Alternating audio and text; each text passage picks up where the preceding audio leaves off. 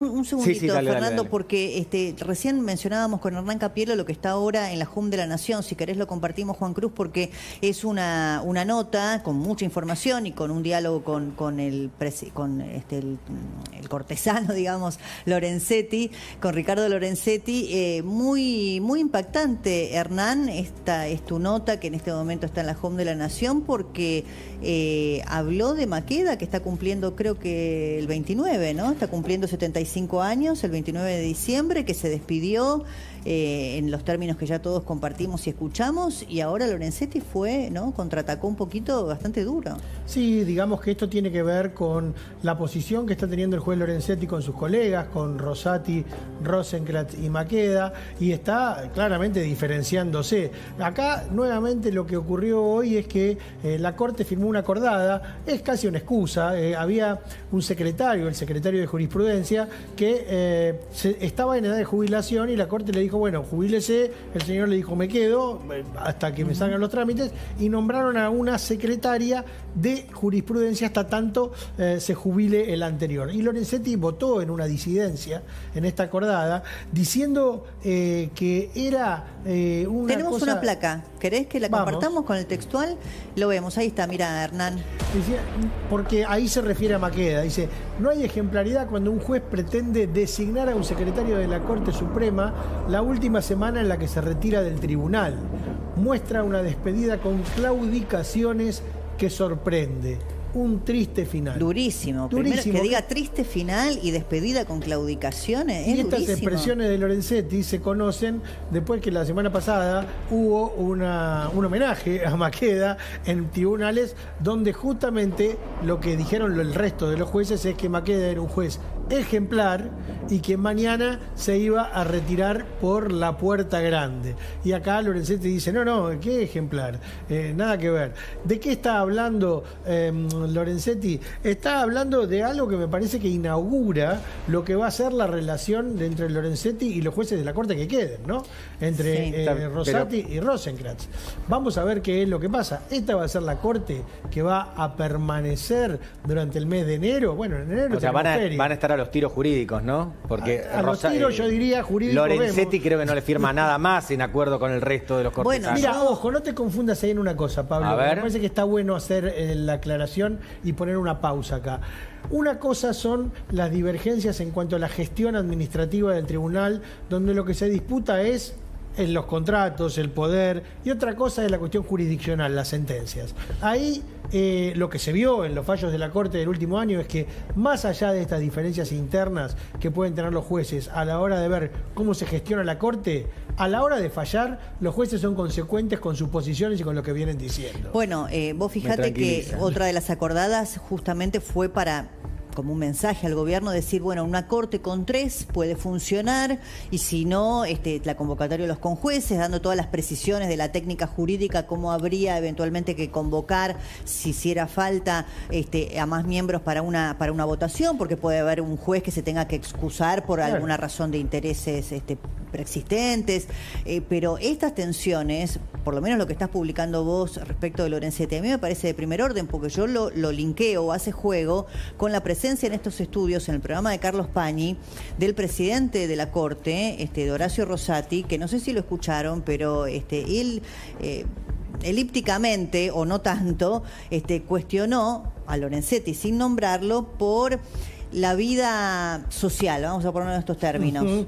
Porque él dijo, bueno, yo tengo una conducta que elegí como camino desde que entré a la Corte, de prácticamente mantener mi vida personal absolutamente asociada a mi vida profesional, ¿no? Un juez de la Corte tiene que evitar, porque eso puede generar alguna tendencia a votar determinadas cuestiones, prescindir de la vida social, de las ciertas amistades, de ir a ciertos círculos, de mostrarse en ciertas fiestas. Bueno, al que le quepa el sayo, que se lo ponga, ¿no? Sí, tal cual. A ver, esto está preanunciando lo que va a ocurrir en la Corte de ahora en adelante. ¿Qué va a hacer el gobierno? ¿Va a poder el gobierno completar la Corte con sus candidatos, con el juez Ariel Lijo y Horacio García Mansilla? Recordemos que Lorenzetti es quien está auspiciando la llegada del juez Ariel Lijo a la dejamos Corte. ese pequeño interrogante, gran interrogante, yo diría, no pequeño, si podrá efectivamente el gobierno designar al doctor Lijo y a García Mansilla, porque ahí está la disputa interna también entre Lorenzetti y Rosati. Si quieren compartimos lo que decía el doctor Horacio Rosati, que me parece que hace juego con lo que nos está trayendo Hernán Capielo hoy de las declaraciones o las consideraciones tan duras de Lorenzetti contra Maqueda. Con la acordada de lo que hicimos, primero esperamos a ver si antes de que terminaran las sesiones ordinarias había 5 miembros o no. Cuando vimos que esto no acontecía, emitimos una acordada. Esto tiene que ser entendido como que la Corte tiene que funcionar con 3, con 4, con 5. Lo ideal es con 5 porque eso es el número que fija la ley. La experiencia me ha enseñado que uno nunca tiene que responder frente a una hipótesis de un hecho que no ha acontecido. Sí. Cuando después lo tiene que decidir, ¿no? Así que claro. puede pasar, no puede pasar. Porque eso lo tiene que resolver la Corte. En última instancia sí. Ah, bueno. En última instancia sí, ¿no es cierto? Si hay cuestionamientos. Sí. Si hay cuestionamientos. En última instancia lo debe resolver la Corte. A la Corte, como dice un amigo mío, llega casi todo, ¿no? Por no decir todo. Bueno, ahí estaba Rosati aquí en La Nación Más con Carlos Pañi. Bueno, está caliente el asunto. Vos decís que queda nada, el 29, que es prácticamente el último día hábil también del año. Mirá la paradoja, cumple 75 años el doctor Maqueda, cesan sus funciones automáticamente. Sí. ¿Y qué pasa? Bueno, en principio mañana, si querés te cuento, que mañana es el último día hábil. Maqueda mañana deja su cargo. A las 13:30 va a haber una gran recepción, una gran despedida. No, claro, porque el 29, perdón, es domingo. Es domingo, claro. Entonces mañana desde el lunes 13:30, me di cuenta que era domingo. Como dijo Rosati la semana pasada en el homenaje a Maqueda se va a ir por la puerta grande y le van a abrir mañana a las 13:30 la puerta grande de la entrada de la calle Talcahuano del Palacio de Tribunales, y va a haber ahí una gran recepción, mucho personal en las escalinatas, y va a haber un acto realmente de despedida. Esto, dicho sea de paso, es una escenografía desconocida. Nosotros vimos jueces de la Corte que se jubilaron y se fueron. No vimos jueces de la Corte que se jubilaron y se fueron aplaudidos y con este tipo de ceremonias. Me parece que tiene que ver con la construcción también que está haciendo la Corte del relato de la despedida. Sí, si la despedida es en buenos términos, va a quedar todavía más expuesta la frase que nos trajiste recién de Lorenzetti, diciendo triste final. Bueno, por eso me parece que es importante el contraste. Y si antes estamos hablando de la foto de los radicales, acá también estamos hablando de contrastes, digamos. Me parece que tiene que ver con la construcción. Lorenzetti no va a la fiesta, ¿no? Lorenzetti no estuvo la semana pasada en la despedida de Maqueda. Vamos a ver qué va a hacer mañana. En principio había previsto un acuerdo de la Corte mañana, último día también, para firmar fallos. Parece que el acuerdo presencial se suspendió, así que vamos a ver qué pasa. Ahora vamos a escucharlo a Dorni hablar precisamente de García Mansilla, del hijo, de los eventuales nombramientos que se especulaba podría ser incluso el presidente por decreto. Le agradezco antes a Fernando Sabore, gracias por haber venido. No, al contrario, gracias. Muy amable, ha sido un gusto. Bueno, escuchamos a Manuel Adorni hablando de este tema, el tema de los jueces de la Corte. Eso de está redactado el decreto, en general cuando ustedes dicen está redactado el decreto, no está redactado el decreto. Este es un caso más, digamos.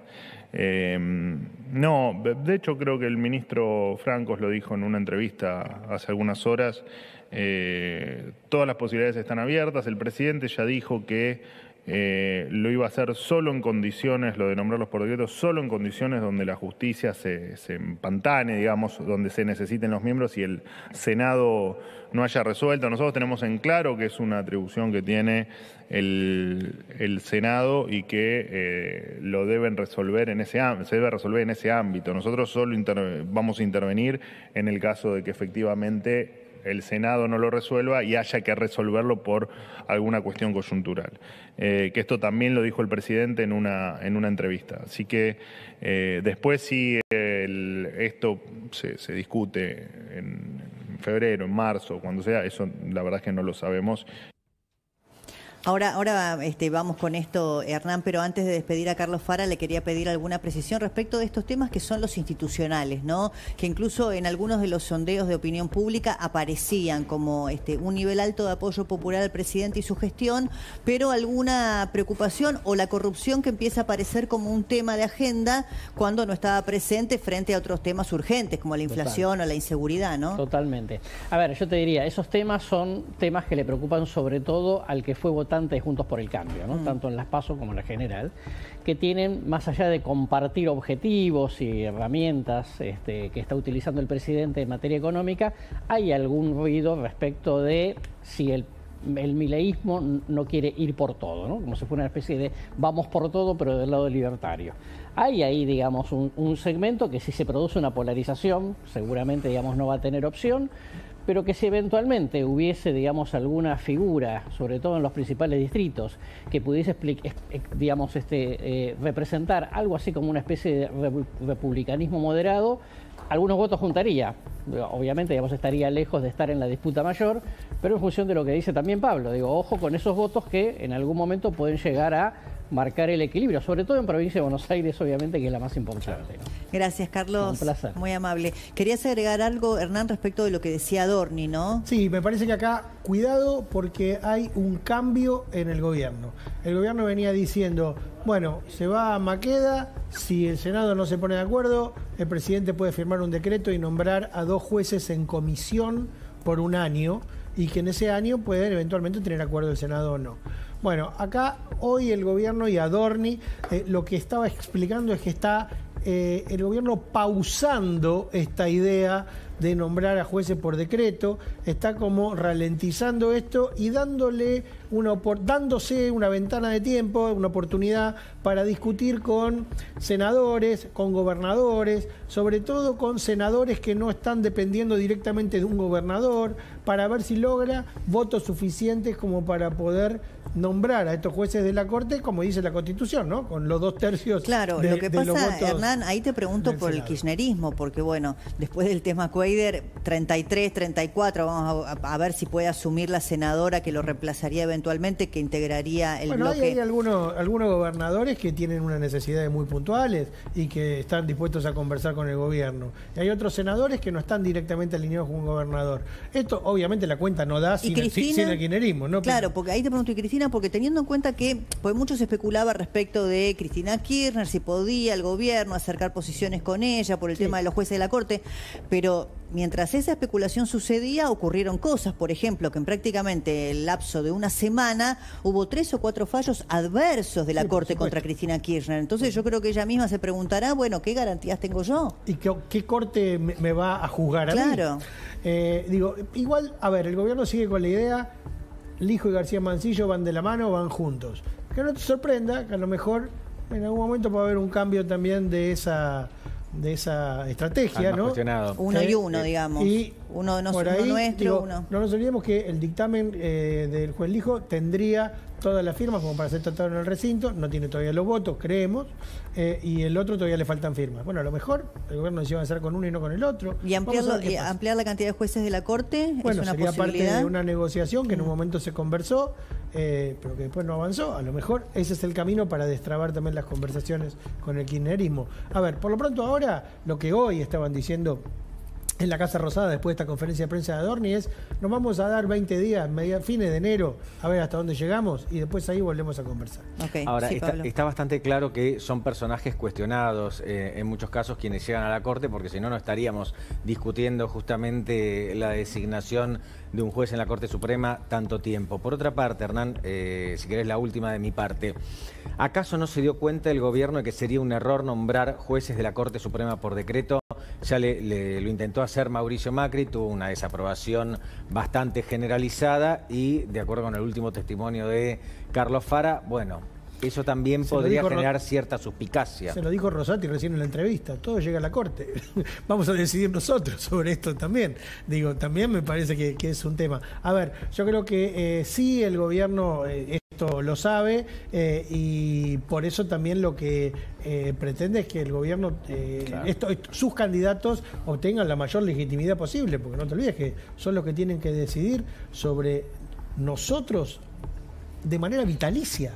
O sea, eso no se lo puede remover después por juicio son político. Los últimos que tienen que decidir, ¿no? Entonces, tienen que tener esa legitimidad. Sí, yo pienso también, no sé, desde el punto de vista del análisis político, a lo mejor este paréntesis que abrió el gobierno respecto a un tema complejo que le trae ruido, no solamente con un sector de la sociedad, sino también ruido político, porque es un tema sin duda controversial, conseguir los 2 tercios no es nada fácil, en un contexto donde tiene muchos datos económicos positivos para mostrar, Pablo, y estos ruidos que se le meten en la economía, bueno, a lo mejor prefieren correrlos, ¿no? Sí, da la sensación, Débora, al menos como lo veo yo, es que mucho de esto se va a definir en la próxima elección. Si la elección termina convalidando todo lo que fue la primera parte de la gestión de Javier Milei, estos ruidos van a perder un poco de sonoridad. Si en cambio el resultado es distinto, van a adquirir mayor relevancia.